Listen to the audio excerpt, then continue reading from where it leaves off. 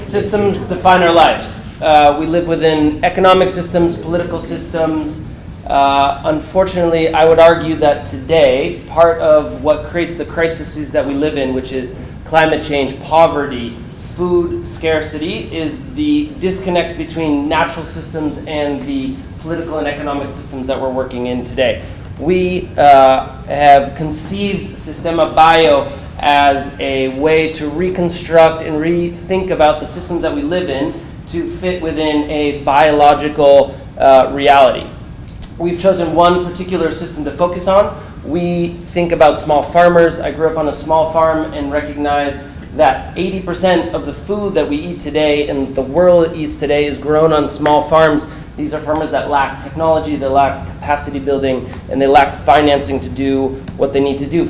Small farmers in Mexico are called campesinos, which is another word of saying a poor person. Farmers are not poor, they have resources, they have land, they take care of the earth, they take care of our watersheds, they take care of our natural spaces. They're people with rich in wisdom and rich in basic support for the communities that we live in. However, there's a massive cost, there's a massive economic drain, the way that they are managing their energy, the way they manage their waste, and the way they manage fertilizer. Green Revolution hit Mexico extremely hard, which was the idea that we could throw science, we could throw chemicals, we could throw technology at natural systems. So what we've done is essentially a modern day alchemy. We're trying to create something beautiful out of something disgusting, which is shit. The waste that comes from small farms are a beautiful byproduct. What we're trying to do is transform that into something that can help us change the world. We do that with a very, very simple technology called the biodigester. Our vision is creating a world that's more sustainable, more equitable, more empathetic, and we do that by creating value from waste. So our technology works fundamentally by taking the waste from small farms that's recycled through a biological process using the oldest life form on Earth that converts all organic waste into a methane gas that can be channeled, filtered, and create a number of different types of energy sources and forms. We've done that successfully because what we've done is created a complete package of technology that allows farmers to say yes to the technology, allow us to install it start to finish, that brings it down to either water heating, cooking, or productive use, which is energy, mechanical energy, electricity, other forms of electricity that they can use. That almost doesn't matter if you don't have a good business model to distribute it. So what we basically learned early on is that we needed to have a sales and distribution channel. We needed to be able to speak to communities, speak to the people that needed this, and we needed to be able to finance it. So what we did is create an outreach model that essentially started with a community leader.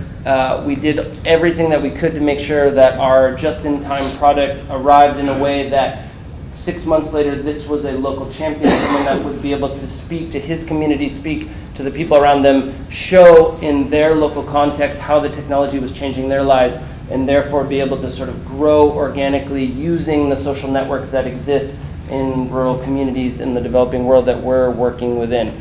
We do this through community groups. We use this infrastructure, we piggyback on a very strong local group, a very strong local organization because of the lack of central organization. And we do this by changing the narrative. We create tales, we create stories, we create legends. We tell stories and help people wrap their brains around a new technology, not because it's anaerobic digestion, but because mythical dragons will come out of the cenotes that they recognize and know in their own culture and will transform waste into something that can help them succeed and thrive. We also do this by making sure that it works. It's not rocket science to ensure that everything that you install works. And if it doesn't work, take it out and make it go away because it creates a bad image of these technologies. So we have been obsessed by ensuring that every single thing that we do works and that we follow up and provide the service and training that it deserves.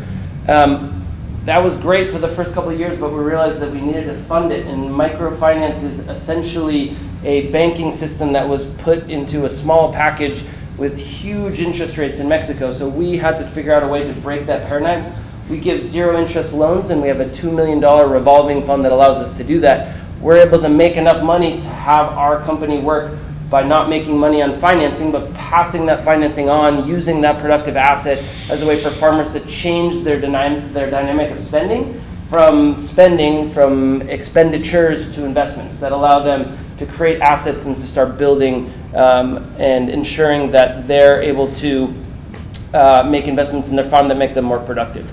All of that sits on a digital platform, so all of our farmers sit out with smartphones and are able to collect all the data that we need. Our technicians bring that in, and we can dashboard this across the world so I can see in real time how all of these thousands and thousands of farms are working. What this looks like is beautiful. Buckminster Fuller said good design will be beautiful. That is the ultimate check that we use to ensure that this is going to be something that is adopted and will move forward. We allow very, very small farmers to take a very, very small amount of extra resources that they might have and ensure that they can basically transform that into something productive. We've grown from Latin America to India to East Africa, which is a really interesting cultural divide that we've been able to breach by sort of a technology that adapts really seamlessly into different cultures. We've grown from 2 cows to 200 cows, filling a really interesting gap south of industrial agriculture that allows us to work with family farms.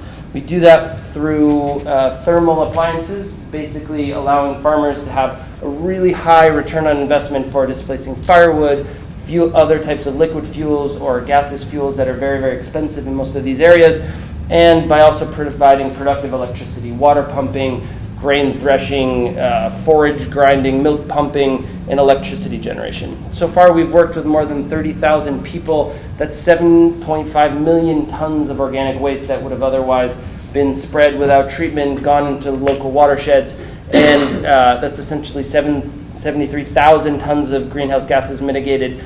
This is very interesting and inspiring, and it's been a lot of work, and it's taken a lot of time, but where we want to go is much larger. It's many orders of magnitude larger, hundreds of millions of people. It'd be a beautiful world. Thank you.